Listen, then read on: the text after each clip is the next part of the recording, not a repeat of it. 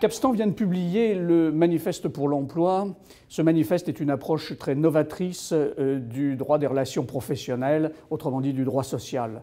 Le droit social actuel, il est à l'aune de la société française un droit national, technocratique, conservateur. C'est un droit qui a été établi sur la base d'un dogme qui est aujourd'hui dépassé, celui de la lutte des classes. C'est un droit qui a été établi sur un modèle économique qui est en voie d'obsolescence, celui de l'usine industrielle ou administrative. C'est un droit qui est inefficace, ainsi qu'on peut le mesurer à l'aune de l'importance du chômage en France. La société a évolué. L'accès à l'information, le partage de l'information bouleverse très significativement les hiérarchies habituelles.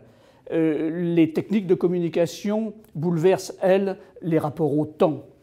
La volonté entrepreneuriale qu'on rencontre dans l'entreprise, à l'extérieur de l'entreprise, met à mal le schéma habituel de l'entreprise. Le droit doit s'appliquer, doit s'adapter à ces nouvelles évolutions.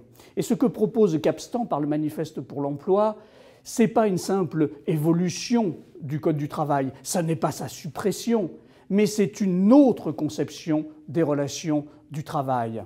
Dans le Code du travail, il y a des dispositions qu'on va dire régaliennes, c'est-à-dire celles qui concernent la santé et la sécurité des salariés, celles qui concernent la politique publique de l'emploi, celles qui concernent le contrôle des entreprises. Bien entendu, ces règles relèvent de l'autorité du législateur et uniquement du législateur. En revanche, les règles qui sont relatives à l'organisation du travail, au contrat de travail, aux relations individuelles et collectives de travail, elles doivent être déterminées par l'accord d'entreprise. L'accord d'entreprise établi par les acteurs de l'entreprise est le seul qui puisse définir des règles adaptées à l'entreprise. S'il n'y a pas d'accord collectif, s'il n'y a pas d'accord d'entreprise, à ce moment-là, la loi doit s'appliquer.